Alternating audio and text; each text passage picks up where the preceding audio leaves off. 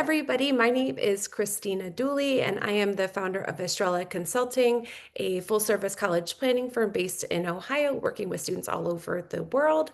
And I'm joined this evening by my incredible Estrella colleague, Jamie Kirby. Jamie will be monitoring the Q&A this evening. So if you have questions for our fabulous panelists, please throw them into the Q&A. The chat function is disabled, so you'll need to use the Q&A for any questions that you have for anyone here this evening, and we do hope you'll have some. But we also think that you are going to walk away from the next 30 minutes with a lot of really great information in your hands.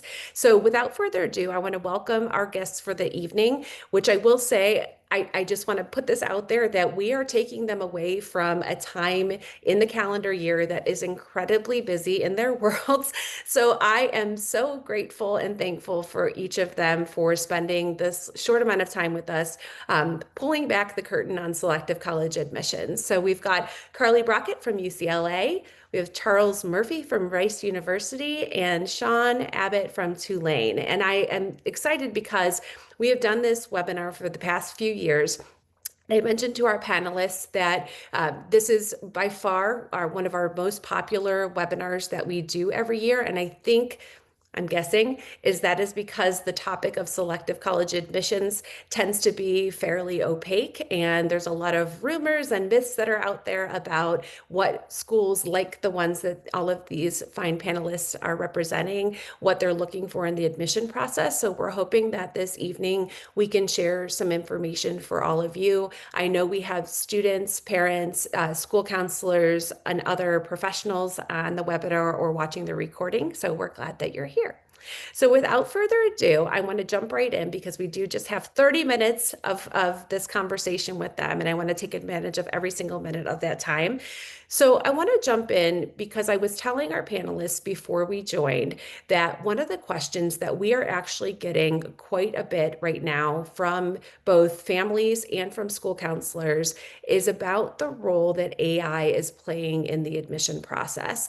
And I think depending on what message board you're on and what other channels you're looking at, you may be seeing different answers, whether that's AI in the actual application review.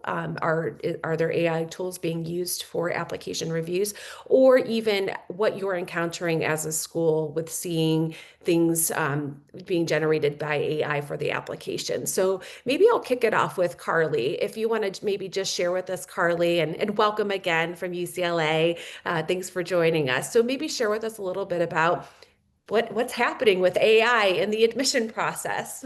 Absolutely. AI has not impacted on our work day to day. We are still very much learning about the tool and opportunity. We're definitely exploring where are some ways they can help as far as our work, but that is not where we're at as an admission office.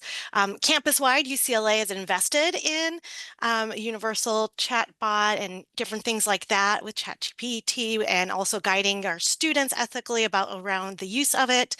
In the application piece, we understand this could be a brainstorming tool. We understand this can help with checking grammar. We can understand that this is a way for you to maybe get some movement with some of your essays, or for us, personal insight questions. But we really want to advocate to not lose your actual original voice. It's interesting. We do a workshop in the summer or into the fall with some of our students, schools nearby, and it's called our personal insight question. And we go through our 8 questions, and then we go through a practice of 4 of them with responses, and we get feedback from the students. And we had one where the students were saying, this sounds very general. It's very well written. It flows okay, but I feel like anyone could write it. And so when we were giving like the pros and tips and things like that, it was also noted this was generated by AI, ChatGPT, and all the students immediately are like, oh, I get it now. I see, I understand. And I think it really helps students know that we're looking for their original voice. We're reading this application in entirely, not just one section.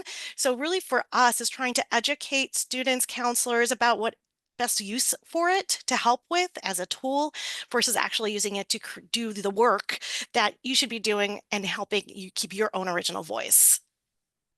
Charles, could you tell us a little bit, going off of about Carly's statement about the role of the essay in the process? How at a selective college or university, and I should say, I'm going to put a little asterisk on every comment made this evening to just make sure that our viewers know that you're speaking on behalf of your institution and not globally, because there may be other schools doing things differently, right? But from your perspective, Charles, what role does the essay play now in this space? Is it still valuable for a selective college, and what are you getting from it?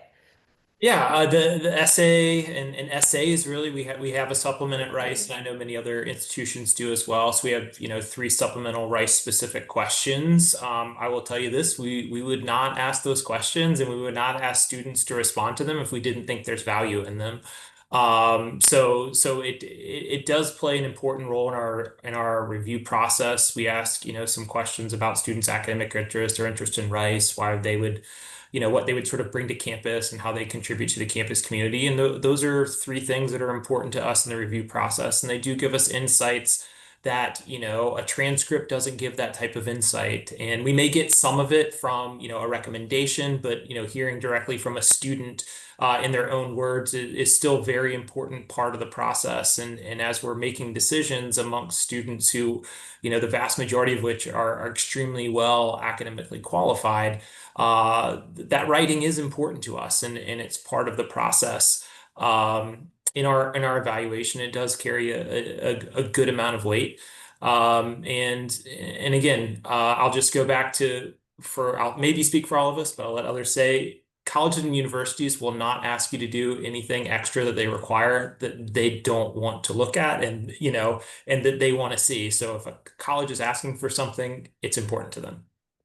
Thank you for saying that. And I also, in just having a conversation this afternoon with a student about an optional essay, and I said sometimes those aren't really optional. They are, but they aren't because it's an opportunity. So yes, it's optional. You're not going to be faulted for if it's not required. But I also think they are missing an opportunity if they're not submitting an optional essay that is the opportunity for them to share more about themselves or something specific. So going along topic things, Shawn, would you tell us in those essays, because this is a question that we get, and I think a scenario that plays out often is students are really, especially applying to selective schools, are very stuck in what kind of tone the essay needs to be for a selective school. What I'm hearing more from students now, actually, than ever, is that they feel like they need to be more formal. They need to be more professional. And actually, one of my students used that term today. Is it sound professional enough? Shawn, is that what they should be thinking about, or what is that? What are you looking at there? I think I would be surprised if you would encounter too many admission officers that would have a preference for tone. I mean, Hmm. I certainly, when I begin to review a personal statement or an essay, I don't know that I have in my head any kind of preconceived notion of like what tone the student should be striking and what they write about or how they write about. I mean, there's definitely risk involved. Like if you try to be funny and you're not funny, or you're not funny to the people who read your application or your supporting materials, there's a risk in that. I definitely, think that there's risk with, different genres or different approaches that you might take with your essay. I mean, I think we've all, as admission officers, seen folks that have, written poetry, or they've taken an approach like writing a screenplay, or and like sometimes those approaches fall short or they fall flat.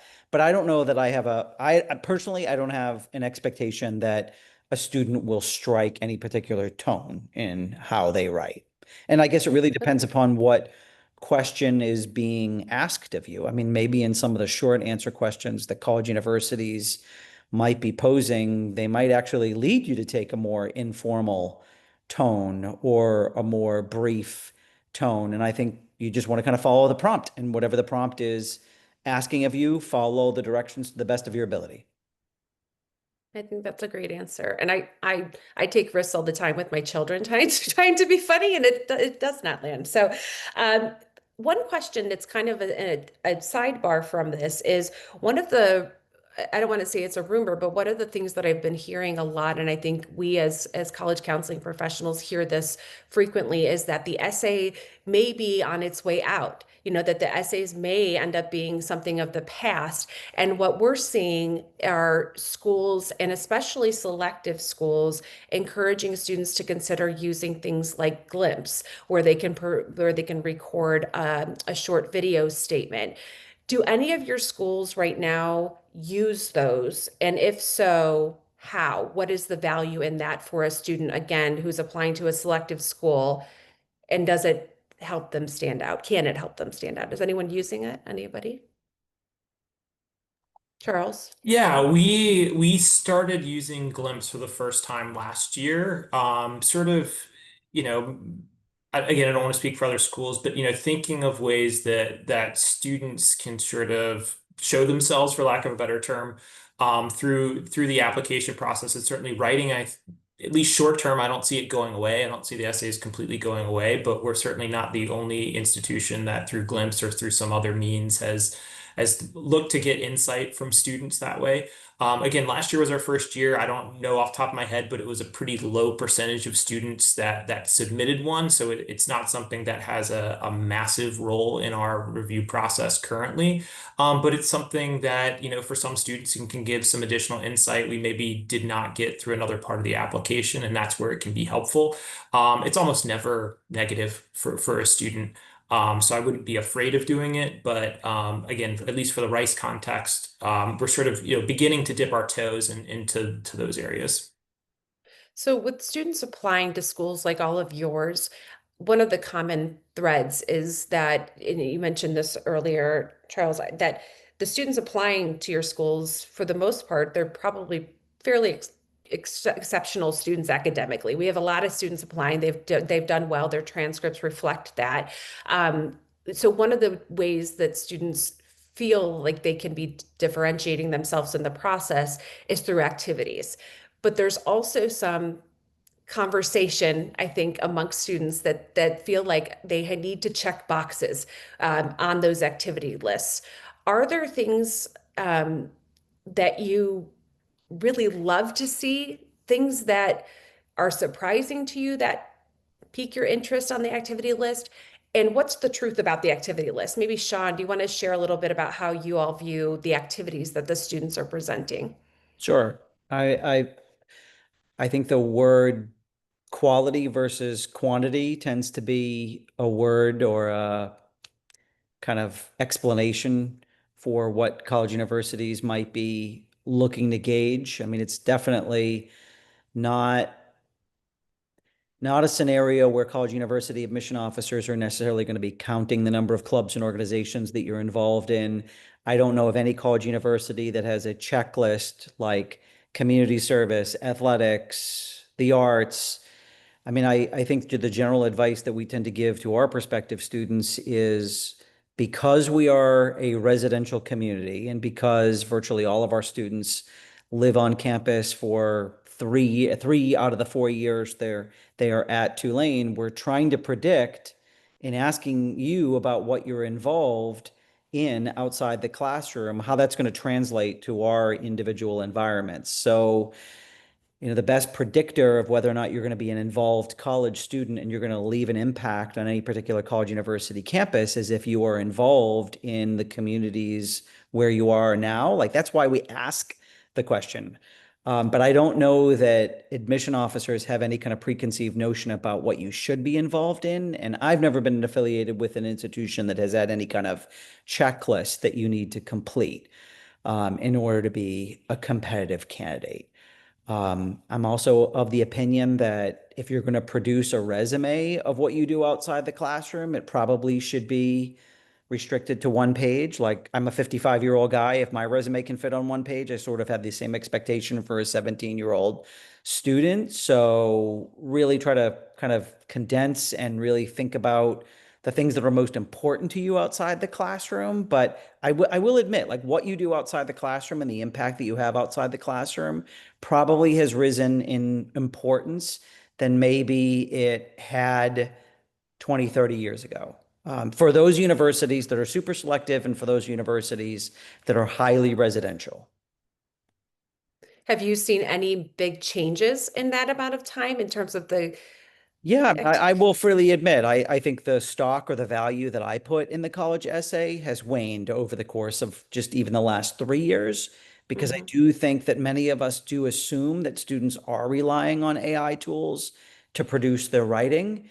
And so while I still think it's a missed opportunity for you to not use the essay or the personal statement to tell a story and reveal something personal about yourself, like I think it's a huge missed opportunity for you to rely on an AI tool that can't do that. I have to admit that I probably have watched that part of the application play less of an influence in ultimate final decisions than maybe I did even just 5 years ago. That's great intel. Thank you. So let's switch over from the non-transcript based or from the activity things to the transcript based things. I mentioned earlier that one of the questions that we get very often, more often than I'm sure you can imagine, but the question of should I be taking AP courses? Should I be taking dual enrollment courses when those are both offered to students? And if they have their eyes set on attending any of your institutions, how does that come into the review process, if at all? Do you have advice for students who are grappling with those kinds of choices right now? And I'll let any of you jump in if there's someone that wants to take that one. No one wants to take it.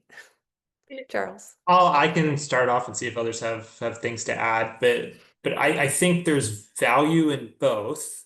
But it depends on the context of your school and the rigor and what's offered. And often when hearing that question, sometimes I think there can be an undertone that all APs are created equal and all dual enrollment are created equal, but there's different levels. Calculus AB is more rigorous than AP pre-calc. Higher levels of different areas. So that's the other thing that I would think about is not simply, AP or IB or dual enrollment. There's a little more nuance within that, within the individual course selections that you're taking. And the only other thing that I would say is when you're taking a dual enrollment course, it's a college course, it's a grade, and that grade can follow you sometimes. So if you hopefully everybody has a great academic experience in it, but if you don't have a great academic experience, if it's an AP class that stays in high school, but if it's a dual enrollment, that can follow you a little bit further. So that's the only other piece of advice I would give. And I'll add on that, for depending on the institution, you can't repeat the dual enrollment college level course. And so that's something else I think students might miss out on, those opportunities. So just like Charles said, it's being able to see the big picture and also, again, context, what's available to you as a student. I think that those are both great pieces of advice. I think that you're right. I don't think that many students realize when they take those courses that they are beginning their college transcript. That is what is happening there. So great advice. Another academic component for those of you that are test optional or test recommended. What is the role of those tests right now in this landscape? How are we viewing those? If you want to share how you may or may not be using the science section on the ACT, whoever wants to jump in on that for those. I should say UCLA is not going to jump in. Carly, do you want to just mention your testing policy? Yes, we're actually test free. So we will not look at SAT or ACT scores. So that is something that's not part of our application process. So we are the whole UC system. So all UCs, including UCLA. And I find that a lot of people are very surprised, even though it's been several years now that you've had that policy in place. I think people are very surprised when they hear that. So thank you for sharing that. Absolutely. Shawn and Charles, how are the test scores being used now? Shawn, you unmuted, so you're first. Well, and the reason I unmuted is because this topic of when we as college universities should recommend your test scores be submitted is one that I would say is coming up nearly daily, because we're really in the peak of the season where we're meeting a lot of high school students. We're doing a lot of recruitment and outreach and visiting high schools. And I think we're now, I think in our fourth or fifth year as a test optional institution, and we're truly test optional. We're not test recommended. We're truly test optional for both admission and for any of the scholarships that we have. But I will tell you, I'm struggling with what even my admission counselors and our tour guides are advising students, because I think for the last few years, our general messaging has been, if you look at meaning our Tulane admitted student profile for the previous year, you should really only be thinking about sending your test scores if your scores are sort of either at our middle 50% range or they're above our middle 50% range, because then your scores are likely going to help your chances for admission. But over the course of the last 5 years, our testing profile has increased to the point where now we have students that are like in the 90th to 95th percentile of all test takers on planet Earth. Now, those are the ones submitting their standardized testing. And while we're trying to be helpful to students in what we're advising, I'm a little horrified, I'm a little mortified that now when a student talks about having a 1300 or a 1350 or a 1450, there are folks even within my office that see that as a below average score, when those scores are not below average among all test takers. So, I think while I've been a huge champion of the test optional admission movement, like 10 years ago, I wrote a op-ed for the Washington Post about how I just thought the test optional was like the greatest thing that has happened to college university admission. I have to admit, I'm a little uncomfortable about the idea that you should only be sending your scores now to a college university like Rice or like Tulane when your scores are in the kind of like top 2% test pay takers of all people on planet Earth. So, um, I think this is really difficult, and it's such a moving landscape too. I mean, with every passing month, you have a college university that changes their testing policy. Like just within the last 30 days, Princeton Yeah. University went back to requiring standardized testing.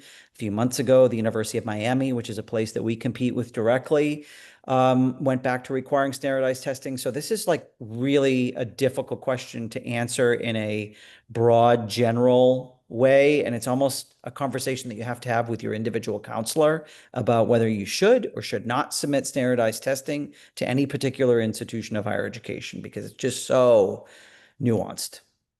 So I'm going to piggyback on that real quickly. So one of the things that I think is starting to happen is that students are reaching out to the institutions and asking that question and saying, hey, I'm anonymous, but if my score was this, would you encourage me to submit? And I have to say, without naming specific institutions, I have actually really appreciated the schools who've actually said that on their website, where they actually say, if you are, here is what we're looking at.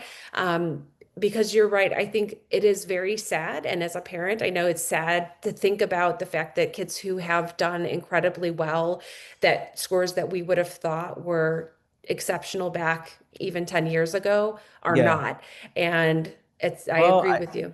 I mean, I think Tufts University has probably been the most bold in the recent months, because they have come out and suggested if your score is above a 1300, which is still below their average student that was admitted last year, Hmm. you should think about submitting your test scores to Tufts. Like they, to me, have been the first institution that has been bold enough to suggest that maybe a 1300 isn't an average score and would like to see it.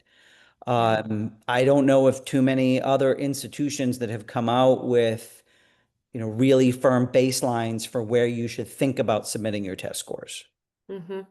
Yeah, that's a really great example.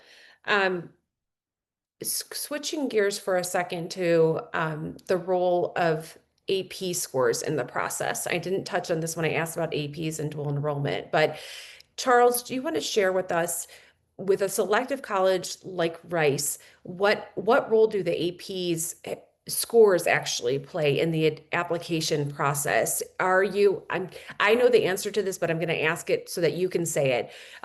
Are you, when you're looking at a student's transcript and looking at what they're presenting to you, and if they've taken AP US history and you see that on the transcript, but you don't see an AP score, are you making the assumption that they tanked on that test? Do you have the mental bandwidth to do that with each applicant coming through? How are you viewing that process?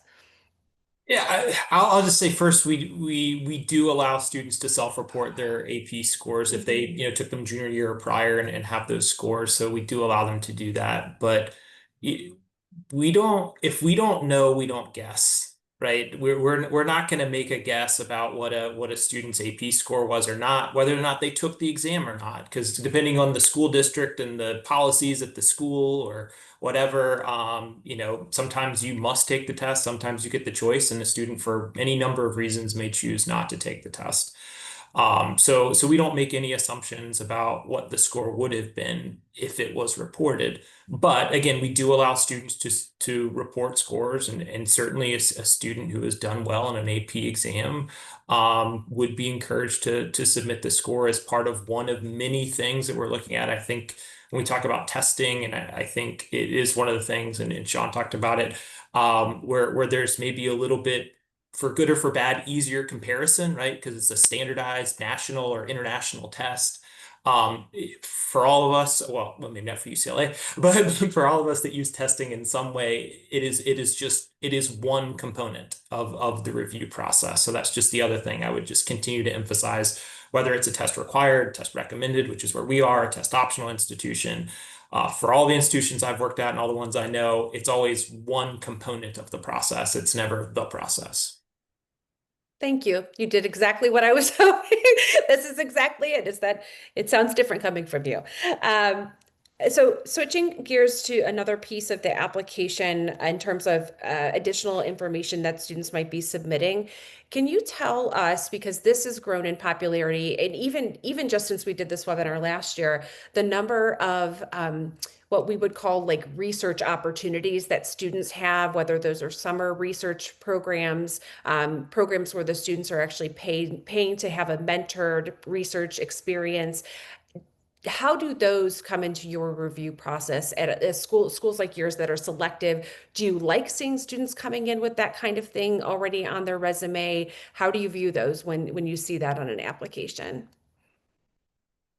I'm gonna jump in. Sure. Carly. I'll jump in. It's how the student decided to spend their time outside of the class, whether it's with resources or without resources. It's how I hope that they're finding ways to stay interested and curious. And if that's a pathway for them to do that, then that's an excellent opportunity for them to engage in. It's not going to be a additional plus or any extra point. It is, again, how they have been able to decide and been supported in what they want to do outside of the classroom. So whether that's intense summer research, or if it's an opportunity that's ongoing with mentors, with the UC application, the application for UCLA, we don't hear from teachers, we don't take any recommendations, we don't hear from counselors. So it's really the student self-advocating. So if they're sharing that's how they spent their time, we're also hoping that they expand upon that in when they're actually talking about some of the things that they're doing in their personal insight questions or an additional area. Because if it's a lot of hours and dedication, we want to know the reason for it. And usually it is that intellectual curiosity and being able to have the support and the means to attend these various opportunities. That was great. Thank you. And before we move on, just a reminder, if you've got questions, go ahead and throw them into the Q&A. We're going to do kind of a lightning round with these last few questions before we jump into the Q&A. I want to piggyback on what you just said, Carly, with those summer programs. And again, I know the answer to this, but I want to hear from at least one of you.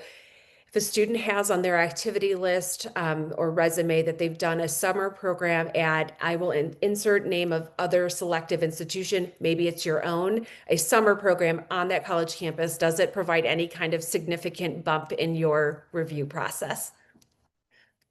Carly, you're smiling. I feel like you have to answer that. Not for us. And we do have several programs at UCLA in various departments, but it does not hold that weight for us. And I know each institution's different.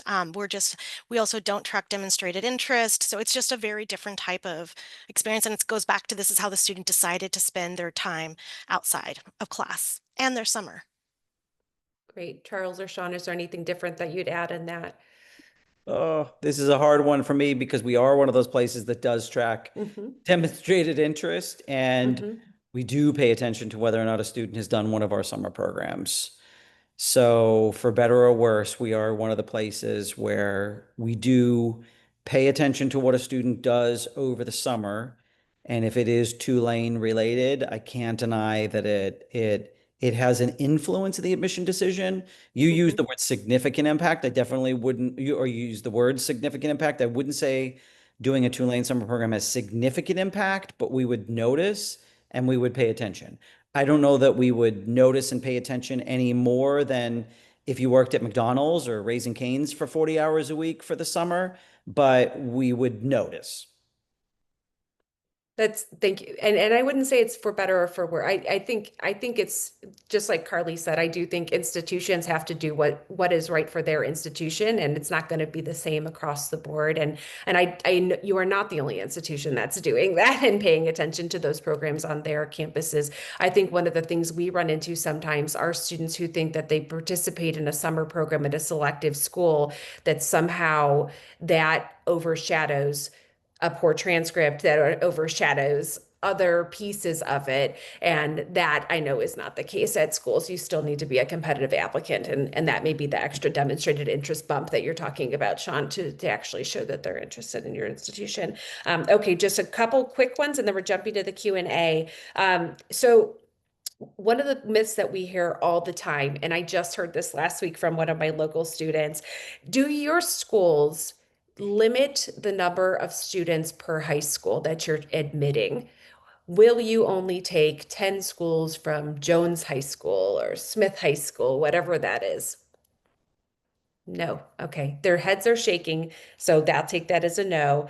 And I know the answer to this question, but I want someone to verbalize it better than I can. How do you evaluate applicants from the same high school? Charles, you want to take that one?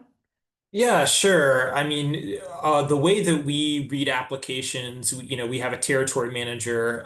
So that person is one of the people. We use a committee-based review process. So there's always at least two people in the review process. So, the schools that I have, I'm very familiar with them. So certainly when I, read Jones High School, let's say, for wherever Jones High School might be, I'm very familiar with the curriculum. I'm familiar with, sort of the grading policies. I'll be certainly in most cases have a school profile. So certainly, students are looked at within the context of their high school. And I think students are afraid that, if too many people apply for my high school, I'll have less of a chance getting in. But there's natural ebb and flow for any school. And I'm sure, the numbers are probably a lot larger at UCLA for some schools than they are for Rice or maybe even Tulane as well.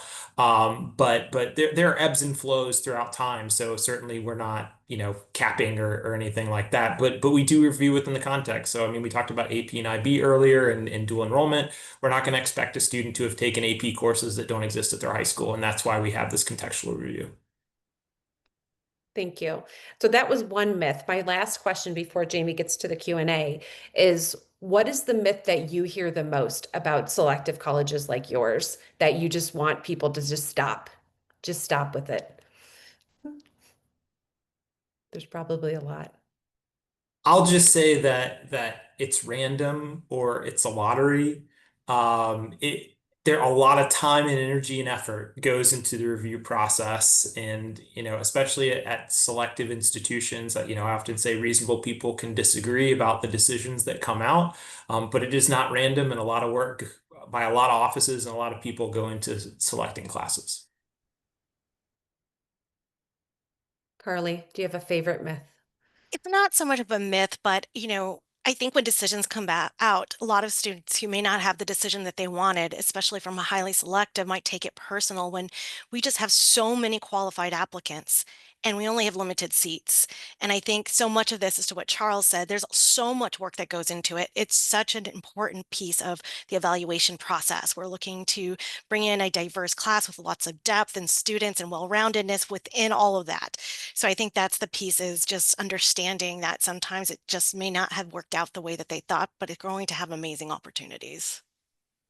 And I'll put just a plug in. Jamie, earlier in the webinar, she posted some links in the chat, and one of them actually is an excellent blog that she wrote a few years ago on institutional priorities. And what does that mean? Because that, I think, is part of the process that many families don't understand. Like you said, Charles, it's not just random. There are actual people making decisions and putting a lot of thought and effort into that review. Shawn, anything else? Any myths or things you wish people would just stop perpetuating about applying to selective schools or the review process? One might be that being a legacy at a particular college university is going to automatically get you admitted into any particular college university. I mean, there are a number of college universities that just do not consider alumni affiliation whatsoever, and so it won't even be recorded on your application for admission, even if you want them to consider that information. And then even at the institutions like Tulane, where we do record it and we do pay attention to it, the kind of impact that it has on ultimate decisions is far less impactful than I think people think it is. I think people believe that if your mom or your dad or your grandfather or your aunt, your uncle went to a particular college university, that the college university is just going to like open up the gates and just allow you to enroll. And it plays, I think in the myth scenario, plays much more of an outsized role than it really does. Thank you for that. Okay, we're going to jump to Q&A. I'm going to toss it over to Jamie. All right, so I'm going to try to group these by topic for the most part. So there's a couple of questions about early action. The first is, if a student applies early action, do they have a better shot at being admitted if they are a solid candidate? So this is early action, not early decision. For us, yes. In fact, at Tulane, we have both early decision and early action and regular decision. And quite frankly, I think you're a fool if you don't apply to Tulane early action, if you don't want to apply early decision. And we're always baffled by students that choose to apply regular decision. I mean, unless they're applying to another institution that won't let them apply to a college university early action. And there are a few that have restrictive early action programs. If you're looking at a place like Tulane, we would strongly recommend that you apply early action. And it does have a higher admit rate. Perfect. The next question, actually, that's a perfect lead into the next question. Do you feel that EA is the new regular decision? Are offices prepared differently for this year to manage the volume that comes in for EA deadlines? So many kids are applying early action, yeah. Oh, am I the only place that has early action? Rice, UCLA, yeah, I mean, I think the way that you've described it as early action, the new regular decision, for those institutions that have early action, my general advice is that you should really try to meet those deadlines rather than wait for your other admission decisions to roll in before you file those applications. Because for those that have both early action and regular decision, we've exhausted the vast majority of not just admission offers, but scholarship dollars by the time we ultimately release those final offers of admission on April 1st. And I'll jump in because we are an outlier. At UCLA, we don't have early action, regular decision. We just have a filing period of 2 months. So starting October 1st through November 30th, and it doesn't matter within the filing period when you submit it. So we are a little bit different, and that's why it's so important to do your research and understanding what that plan looks like for you. And just like Shawn said, making sure you're hitting those deadlines that are critical. Perfect. There's a couple relating to activities that I'm going to ask. So one is, do you care about the company that's organizing the activity? So the example they gave is, let's say it's a very high quality volunteering opportunity for the student, but it's not run by a company that's very big or known. So maybe it's just like a small local company. Does that make a difference to you if you've never heard of it before?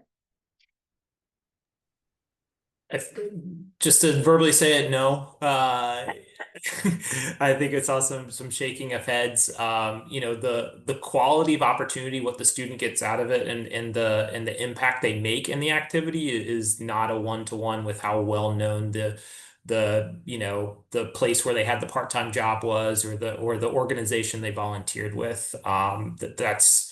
Those don't necessarily go hand in hand. Perfect. A similar question, but more specifically about the internships and research opportunities. When it comes to things like the paid internships or paid research opportunities where the students are paying to participate, do you want disclosure that it was a paid opportunity that they worked with, Polygens or Lumiere or something like that? Or does it not matter if they say that's how it came from or where it came from? It's a tough one because you pay for a lot of summer programs. Like if you spend a summer on a particular college university campus, I mean, there are some programs that are invitation only and they come with financial support, but a lot of summer programs that students do are paid. So while I want to say I would love for students to be more transparent about what they pay and what they don't pay for, I don't know that as admission officers, we spend a lot of time thinking about whether or not you paid for it or not. Makes sense. Another somewhat activity related, what, if anything, is an appropriate or meaningful use of the additional information section of the application? What would be helpful to see there? So I'll jump in again as the anomaly. So for us, again, to ensure equity and more consistent review process across all applicants, we do not allow for recommendations. It is very much a self-advocating process through the UC application itself. And there is two sections. One is additional academic information. So that's really where the student can self-advocate about changes in their curriculum, having challenging time with grades, things like that. And then the very one is anything else that might have been missed. And that's really, I think, a good opportunity for them to connect with their counselor, to connect with whoever's helping with the application. What am I not sharing? What is the story I'm not telling? What are the things that have impacted me in my high school formative years and I carry with me and will be part of me as an applicant? So I always say, take a step back and what's the voice that's missing that you may not realize, or tap into a teacher and say, what are some things that I've really stand out, and be able to help build that even more so into that application. Not to repeat itself where it's already somewhere else. We also do not look at links, so it's not a place to put in tons of links of research, portfolios, things like that. It really is there a value added by adding this information to the application? Perfect. This is a great question from one of our attendees. It's so hard these days to find reliable data out there. Where do you suggest that students turn to really gauge their competitiveness in your admissions process?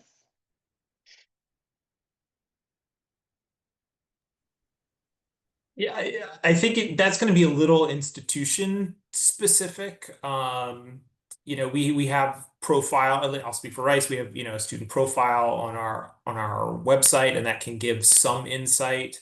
All of us report. Well, maybe I shouldn't say all of us. Most of us, I think, report to like the common data set, if you're familiar with that, which is maybe you have to dig a little bit, but you can find some admission statistics. But I will say that without the context, it can be a little hard to do that prediction, especially at a selective institution. Because I've said this, and I'm sure maybe some of the others on the panel have said this, that because an institution has an admission rate of 5% or 10% or 15% or 20%, it doesn't mean you as an applicant have that same percentage chance as getting into the institution, right? And so seeing that an institution has a whatever selectivity, percentage or admit percentage, tells you something, but it maybe doesn't give you exactly what you're looking for if you're the student or the parent, because it's more nuanced than, admits divided by applications. Mhm. I had a similar conversation with a student today. We were looking at scattergrams, and I was saying we don't know what any of their essays look like. We don't know what their activities lists look like. So yeah, we can see GPA and test scores, but it's still not really giving us great insight. Yeah. Let me see. There were a couple AP related questions. Let's see. I know Carly noted that you can't repeat dual enrollment courses. Could each of you just share quickly what the policies are about credit for AP and IB? Could the student elect to not take the credit and repeat the class over at your school? The simple answer for us is yes, you could elect not to repeat the course. You could elect not to take the credit and enroll in the course. But we also have, probably a too friendly credit policy for AP. We don't have a limit on the number of AP credits that you can bring to Tulane if you have a 4 or a 5 on the exam. We do actually have a limit on dual enrollment. I don't have the number right at the top of my head. I mean, I think it's 15 credits, but yeah, for us, you could repeat the course. Yeah, and I believe the policy is the same at Rice. Again, generally speaking, for AP 4s and 5s for most tests, but there's a chart on on our website. But if even if you got that 4 and that's a foundational course for your major, sometimes you may want to take the course at Rice to make sure you have a really strong foundation for the subsequent classes if it's something that you need that foundational knowledge for. And very Awesome. similar for UCLA for AP and IB. 3, 4s, and 5s on APs, 5 through 7s on IBs. So very similar policies. Perfect. Is there, when you're looking at number of APs, is there a number you're looking for, like that the student, assuming that APs were available at their school, are you looking for them to have 9 or 10, or is there not a specific number you're looking for? Totally dependent on where the student goes to school, how many are offered in that school, what is the norm at that particular high school. We would never recommend a specific magic number of AP scores you should have under your belt. Okay. Perfect. Someone asked about AP score submission. So if a student submits AP scores from the College Board, it's going to automatically include all their scores. I know that on the Common App, they can choose which ones they submit or not. If a student has mostly 4s and 5s, but has a 2, would you want to see that too, or would you want them to leave that off? Depends upon where you're applying. Like if you're applying to Stanford, which requires all scores, you don't have a choice. Right. But for Tulane, I don't want to see the 2. Mm-hmm. And for us, it'll be a little different. It's not a value that's taken away if they do have a 2. For us, it's the year-long progression in the class and not the AP score that they're sharing, and they're not required to. And some will share and they are lower, and that will not impact their admission decision. Perfect. With activities, how do you feel about students using some of the activity list space to describe hobbies that aren't actually formal or sponsored activities?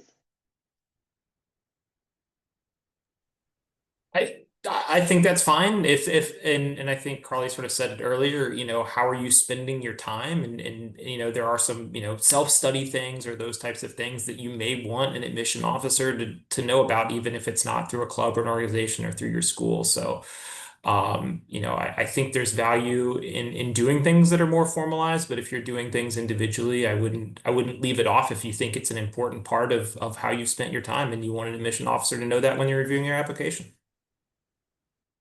Perfect. Do any of you take or want IB predicted scores? Okay. Yes. Okay. I'm gonna ask this question then. With the IB predicted scores, are they basically treated the same as AP self-reported scores? It says some students, they're very important for UK schools.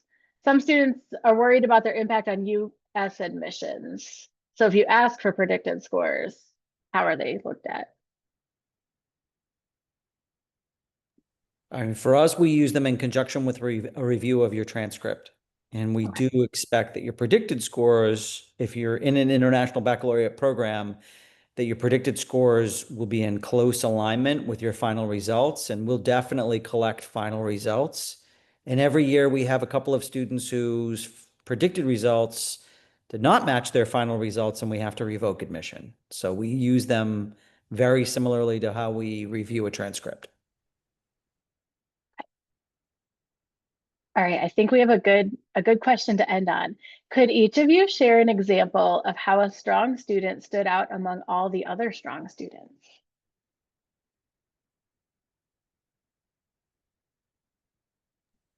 Well, since we started talking about essays, I guess my example will be of the students that stick out in my head over the course of my career.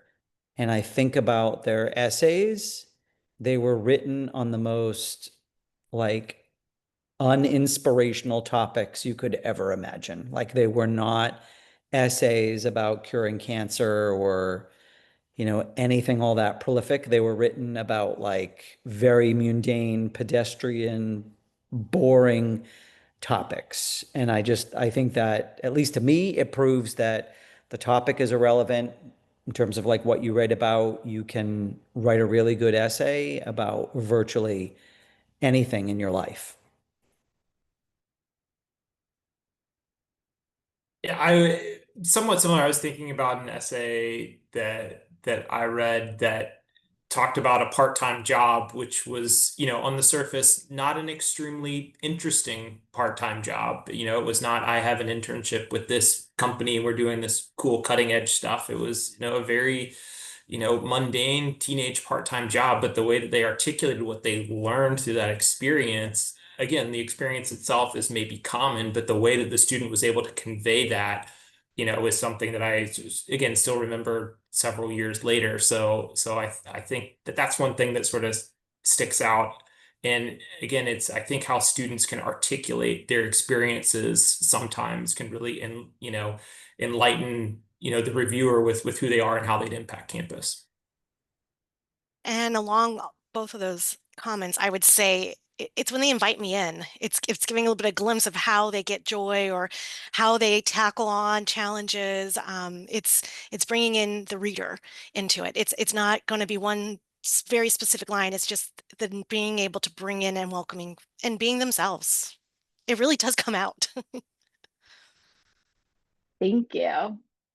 Well, I think that was a great question to end on, Jamie. Thank you for that. And as I mentioned earlier, I just really want to say thank you to all of you for your transparency and your authenticity and sharing some of the things that we get questions about all the time. And I think students, unfortunately, and I think, Shawn, this goes back to what you were talking about with test scores. Students are nervous, students are scared, students don't know what they should or should not be doing when it comes to applying to schools where few students are admitted. But I think, and Carly, you just said it in their voice, their authenticity stands out in the application. And I think the admission reviewers will know when it's a student that's a right fit for them. And it isn't always just numbers driven, which I think that's one thing that's really hard for students to understand, is that there's all these different pieces that come into it. And I appreciate all of the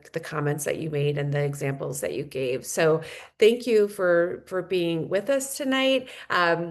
If students that are watching this or families are interested in any of your schools, we've put links to all of your websites in the chat, but we know, as one of you mentioned earlier, many schools do have admission officers that work with students from different regions of the country, for example. And I know Shawn mentioned demonstrated interest. Right now, we're certainly encouraging all of our students that when reps come to their school to visit or there's a local college fair, please take advantage of those times to meet the people on the other side of the desk when they're in your area. There's a lot of opportunities out there to do that throughout the school year, actually. That's one of my favorite things, is that recruitment isn't just limited to the fall anymore. I know schools are traveling in the spring now, sometimes doing spring fairs. The National Association for College Admission Counseling does excellent fairs around the country, as does the Colleges That Change Lives group. And so there's a lot of great fairs all over the place. Take advantage of those. And if we can be a resource for you, we've included a link for our e-newsletter in the chat, and we send a monthly e-newsletter out. We'll send this recording out to everyone, and it will also live in perpetuity on the Estrella YouTube channel. And there are lots of other great resources on the YouTube channel too that you can check out, including past webinars on selective admissions. So if you'd like to hear from other folks in addition to these, although I would say you guys all did a fantastic job, so we appreciate it. But thanks for being here. Thank you, Jamie, for running the Q&A, and best of luck to all of you as you navigate the rest of this recruitment cycle. Thank you. Take care.